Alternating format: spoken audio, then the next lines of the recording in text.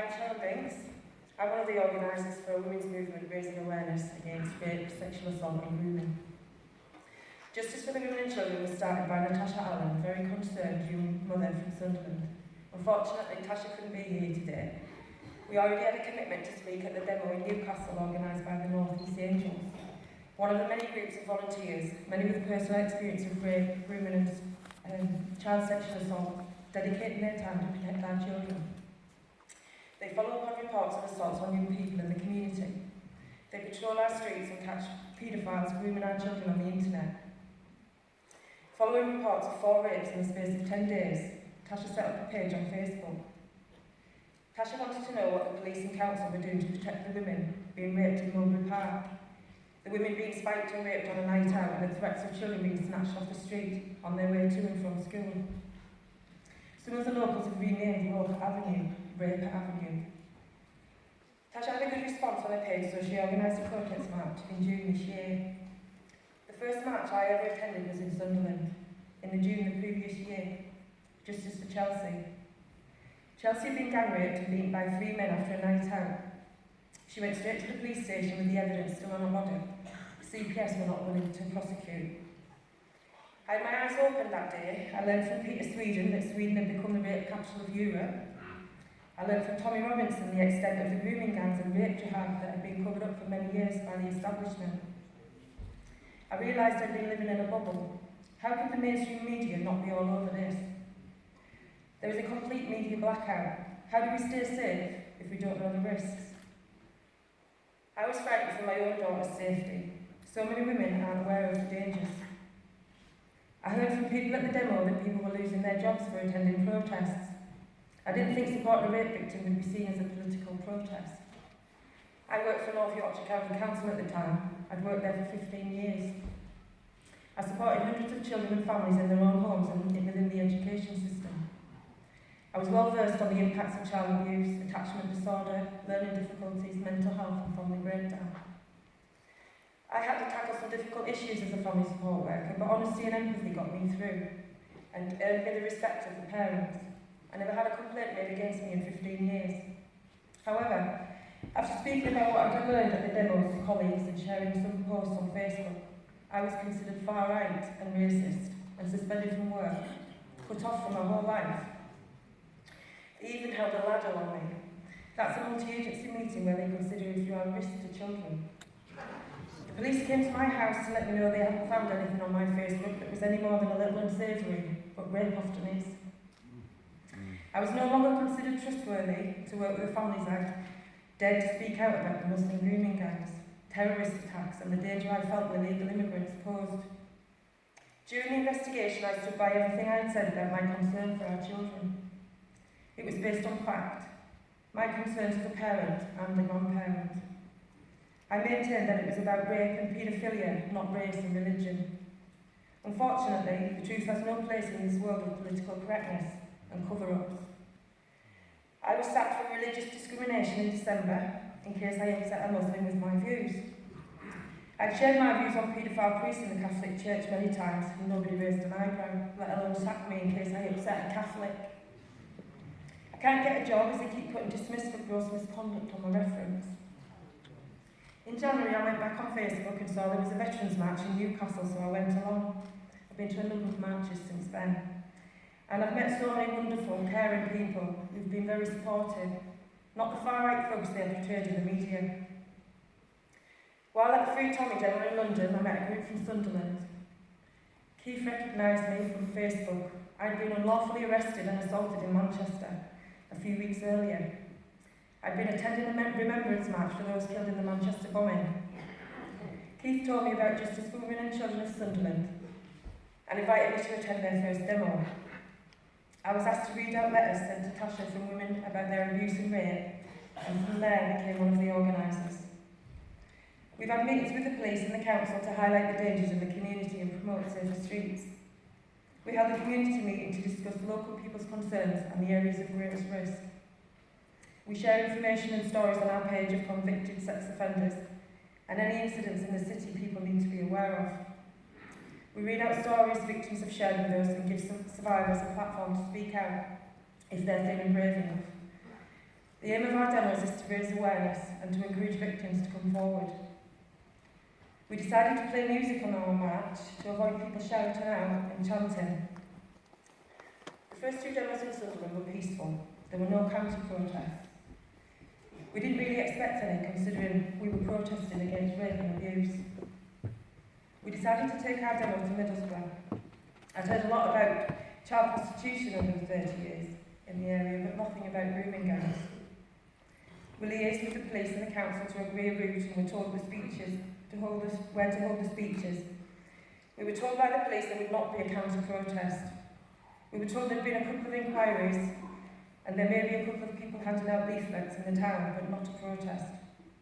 We had a number of victims speaking for us that day. When we arrived, there was a counter-demo waiting for us, shouting out and calling us racist. The police did nothing to move them on, even though they had not sought agreement to protest, and they were upsetting the children with us.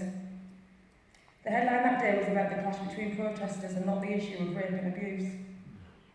You have to wonder who is racist when they assume we were only talking about Muslims when we speak about rapists and paedophiles. They didn't want to hear what was being said, even though most of our stories refer to white males. The counter-protests are organised by the far left, MPs, union members, Muslims. They call themselves Stand Up to Racism. They actually don't stand up for anything. Their sole aim is to counter-protest, to shut us down, to brand anyone standing up against the tyranny in this country a racist. Shouting abuse at the women and children trying to stand up against rape, sexual abuse and grooming, telling people we have a hidden far-right agenda. We have to accept this opposition as part of the fight. However, we will not be deterred from fighting for our children. I acknowledged in my speech in Middlesbrough the decent, hard-working Muslims who hate what is happening within their community through the radicalisation of Islam and the increase in jihad. I acknowledge that they can't speak out against the rape and grooming even if they wanted to, especially while there is Sharia law in this country. A Muslim man thanked me for what I said in his defence. He hated that some of the men in his community were raping young girls. A Muslim woman came forward who said she had been raped by her husband and wished women in her community could speak out. We want victims of abuse in the Muslim community to come forward, but how do we protect them from persecution? We also had 4 young girls come up to us in tears with their stories of rape and abuse. They told us they'd been to the police but felt let down. We've had stories of grooming gangs from the 80s, institutional abuse, family abuse, rape and spiking of drinks. We hope to visit every town in the North East to raise awareness. We'd like to encourage women up and down the country to start groups of their own, to fight back, to stand up for themselves and their children. We want honest open discussions about rape and child sexual abuse. Children will be better protected if society is prepared to discuss the issues openly and frankly. Institutions with the responsibility to keep children safe from sexual abuse must play a key role. We want to educate our children about grooming, about the dangers of the internet, about the dangers of working in certain takeaways where assaults have been reported. We want an end to the sexualisation of our children by the media, education system and the LGBT movement. We will never accept paedophilia as a normal sexual orientation.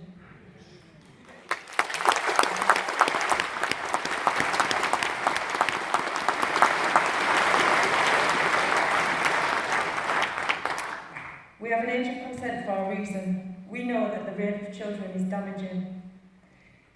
We believe there are 3 gender possibilities, and it's wrong to confuse our children and bring sex into the classroom, especially at primary level.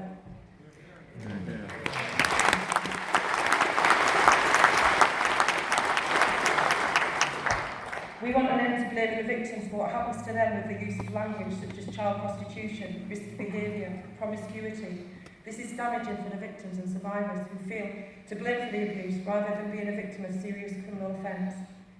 It is rape, we must call it rape.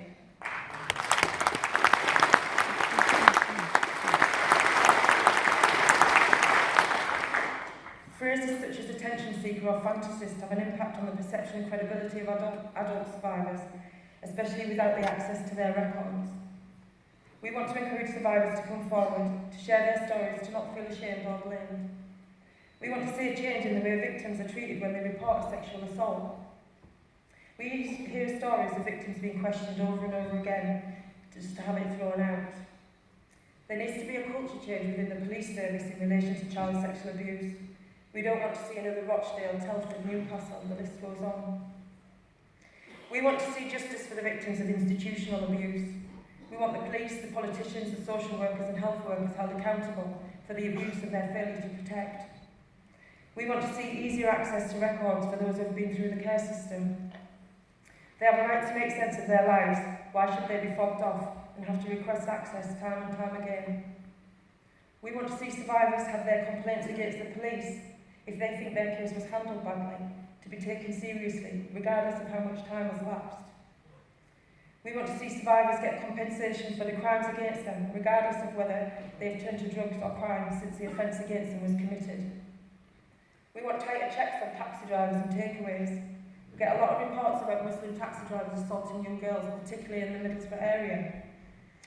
There are a growing number of reports from girls who have been sexually, verbally and physically assaulted whilst working in kebab and pizza shops, predominantly by Muslim males. The laws against abuse in this country are being ignored for certain communities with cultural difference. Yet the average British family are jumped on if they smack their child. Imagine if I mutilated my daughter's genitals, would I not be prosecuted? We want the corrupt, common-purpose politicians and civil servants out. No more cover-up.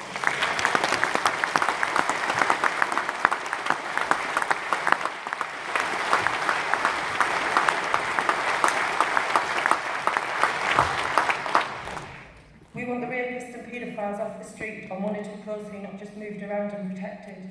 We want adequate laws to protect all women and children, not the perpetrators.